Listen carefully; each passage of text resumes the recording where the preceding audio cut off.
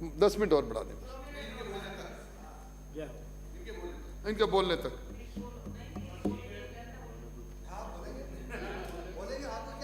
सभापति महोदय, आपने बजट 2023-24 पर मुझे बोलने का अंतिम अवसर दिया है, उसके लिए आपको बहुत बहुत धन्यवाद, आभार।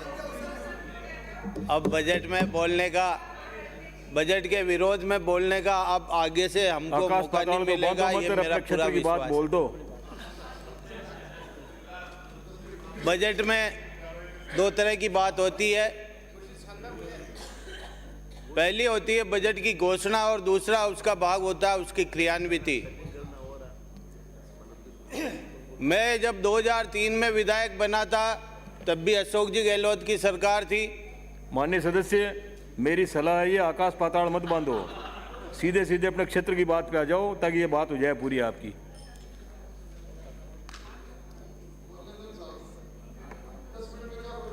नहीं, मुझे तो कोई प्रॉब्लम नहीं, मुझे आप तो सुबह तक बैठो बोले, मैं तो बैठने में तैयार हूँ, आप लोगों को डिसाइड करना है।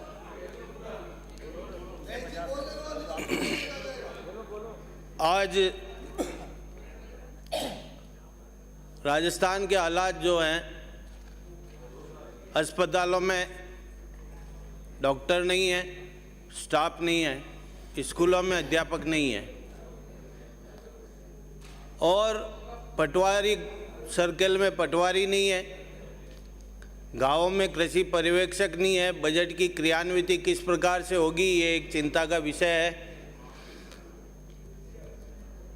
ये बजट केवल चुनाव को ध्यान में रखकर बनाया गया बजट है, विकास का इसमें बिल्कुल अनदेखी की गई है। और मेरे भीलवाड़ा शहर की जब बात करता हूँ तो पिछले 4 सालों के बजट में एक भी घोषणा अभी तक पूरी नहीं हुई है। एक जोधड़ास ओवरब्रिज का निर्माण अभी तक नहीं हुआ, पहले बजट में, इस सरकार के पहले बजट में घोषणा हुई थी। उसके बाद कोठारी नदी पे एक पुल का निर्माण होना था, वो पुल का निर्माण हुआ और निर्माण चालू अधूरा निर्माण में वो पुल ध्वस्त हो गया और उसकी जांच अभी चल रही है, सरकार के द्वारा चलाई जा रही है। मेरे शहर में स्मार्ट सिटी की घोषणा पिछले बजट में की गई थी, एक भी पैसा स्मार्ट सिटी के नाम पर आज तक भीलवाड़ा शहर में नहीं लगा है। अगर इस तरह की घोषणाएं, सदस्य, सदन का समय 10 मिनट बढ़ाया जाता है, 10 मिनट सदन का समय 10 मिनट बढ़ाया जाता है। अगर इस तरह की घोषणाएं करनी है और अगर आपको वाई लेनी है तो निश्चित रूप से आप लीजिए, जनता आपको जवाब देगी। जब आज अप्रैल से लेकर केवल सितंबर माह का समय है आपके पास इस बजट की क्रियान्विति का, अक्टूबर में आचार संहिता लग जाएगी, नवंबर एंड में चुनाव आ जाएंगे। किस तरह से ये बजट पूरा होगा और किस तरह से इस बजट में राशि का प्रावधान करेंगे। आज हमारा भीलवाड़ा जिला जिस तरह से इस बजट में उपेक्षित रहा है, कोई घोषणा भीलवाड़ा जिले में ऐसी महत्वपूर्ण योजना नहीं हुई है। इतना शानदार बजट जिसको आप बता रहे हैं, भीलवाड़ा जिले में ऐसी कोई घोषणा नहीं हुई है जिससे हम आपके लिए मेज बजाएं। आज की स्थिति में भीलवाड़ा, राजसमंद, चित्तौड़, प्रतापनगर, डूंगरपुर, बांसवाड़ा, पूरा मेवाड़ क्षेत्र इस बजट में उपेक्षित क्षेत्र है। और हालात ये हैं इस बजट के कि एक घोषणा है आपके इस बजट में, बजट के बिंदु संख्या 102 में पेज संख्या 73 पर, प्रदेश के शहरों में आमजन के लिए सुविधा बढ़ाने, यातायात दबाव करने एवं सुनियोजित विकास, पूरे प्रदेश का सौंदर्यीकरण एवं सीवरेज हेतु 1800 करोड़ की लागत से विभिन्न कार्य करवाए जाएंगे। इसमें 25 कार्यों की लिस्ट दी गई है, जिसमें केवल मात्र 11 काम केवल जोधपुर के हैं। अब जिस तरह का क्षेत्रीय असंतुलन आपने इस राजस्थान में किया है, मैं इस बजट से बोल रहा हूँ कि 25 में से 11 काम केवल जोधपुर शहर के हैं और पूरे राजस्थान के लिए 14 शहरों में कार्य है। किस तरह से इस तरह का विकास हम कर पाएंगे।